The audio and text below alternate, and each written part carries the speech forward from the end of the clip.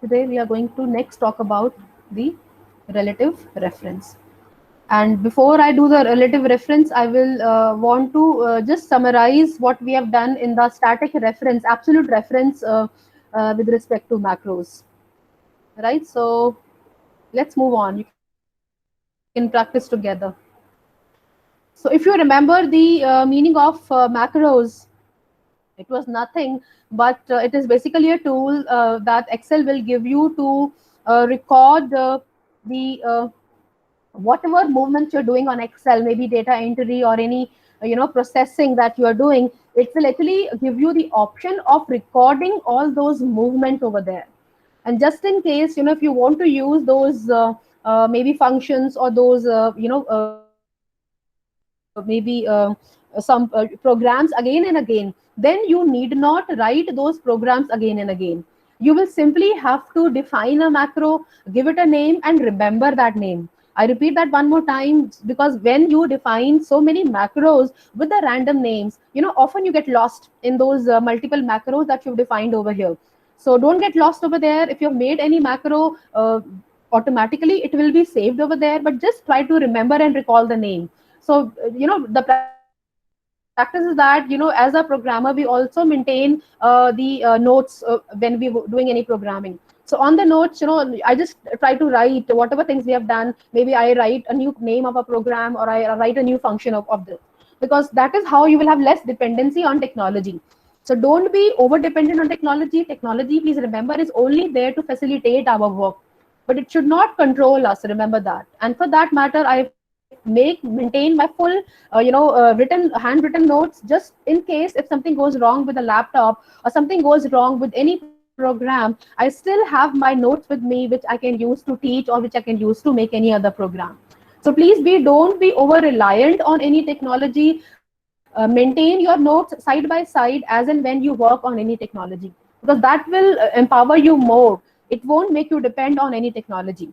So macros is nothing but it's just a series of instructions that we write. If you remember, we have worked with a very simple data of alpha, numbers, where we are trying to do summation of those numbers. Maybe we are trying to bold, or certain other calculations we were trying to do. So all these instructions can be recorded as a macro, and we can execute those instructions in any sheet, or maybe anywhere else. So there are two ways of doing that. One way is the absolute reference, where that we did in the last class. So if I try to, suppose I just start my macro over here, which I did with the view option. So let me just do that first, and then I will tell you what a new thing I got for you today. So I just say record macro, and I simply give a name. I have deleted all the old macros. I will want to give a new name, unique name over here, so that I remember it. So I give the name of the animals. So I say cat, and I say okay, and I will simply write option of 1, 2, 3, 4, and I will simply do addition of this. I say go to formula, I say auto sum, I will bold this, and I can change the color, but I will try to minimize my instructions over here, just to not have any error. So I will simply do another thing. I say this, and I do the same thing with this column as well. So I go to formula, I use this, and I make this as bold, and I make the color change as well. Now I again go to the view option. In the view option, I go to macros. In macros, I say stop recording, right? So the moment I say stop recording, and if I case just in case if I go to a new sheet, and there I say view macro, I say view, and I go to the cat, it will actually give me the same instructions which I have made in the other sheet. See, I went on to the other sheet because in this sheet already the instructions are there. So if I try to run my macro in this sheet, you will actually see that if I go to view macro and I say run, this will just move the cursor where the data is already there. The sum has already been done. The cell has already been colored. So in the same sheet, you may not be able to make out that change which is happening in the sheet, because in the sheet the data is already there.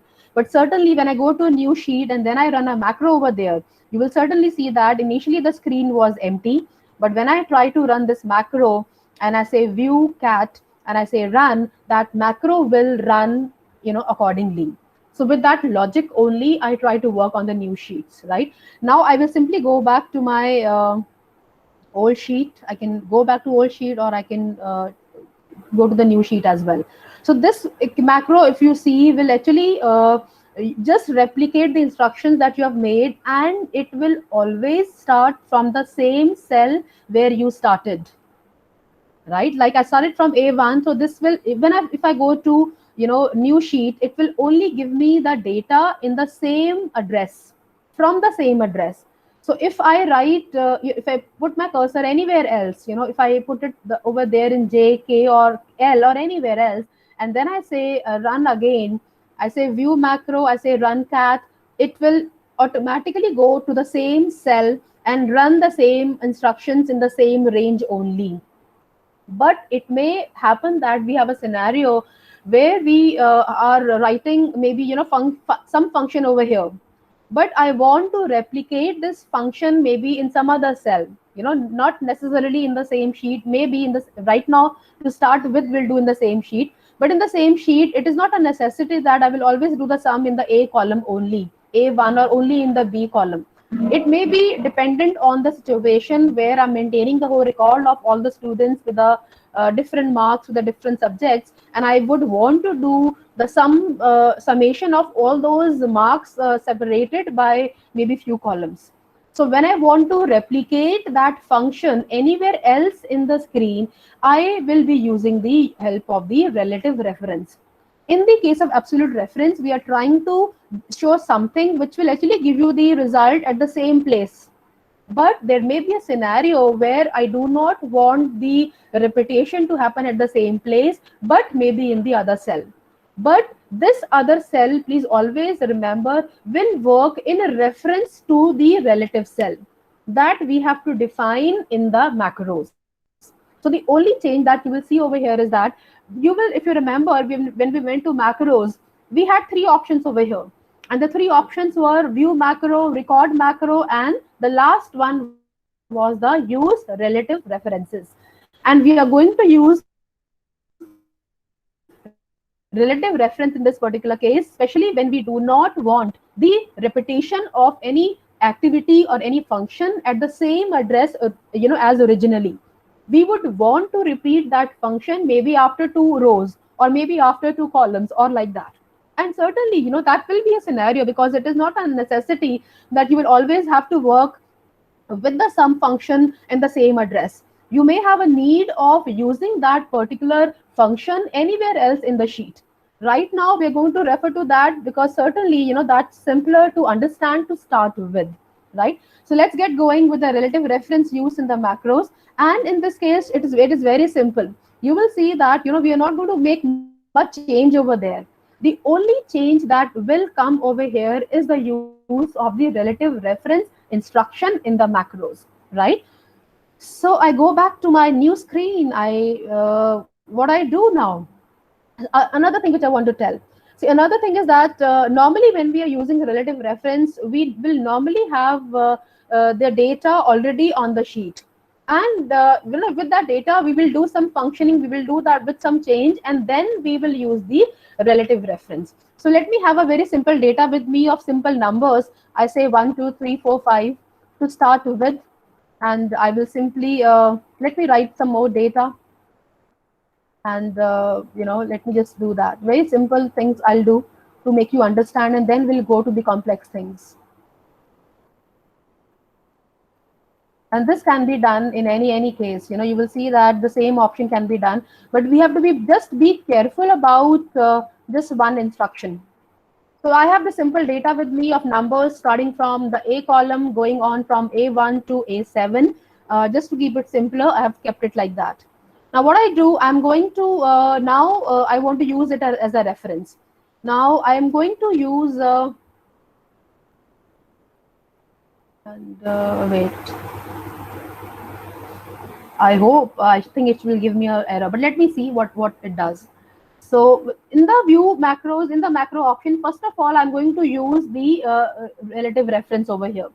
So the very first thing that you have to tell Excel is that it will tell tell Excel to use relative reference by clicking on that option. So when you first click on that relative reference option, nothing will happen, but you will see that that particular, that command will become, some yellow in color, or the color will change. In my case, it is, showing me the yellow, the active function. So when I click on the use relative reference, after clicking on that, I click on record macro, and then I give the name as, let me say, the name as pet, and I will not do any other thing. I will simply say okay. And now that recording has started.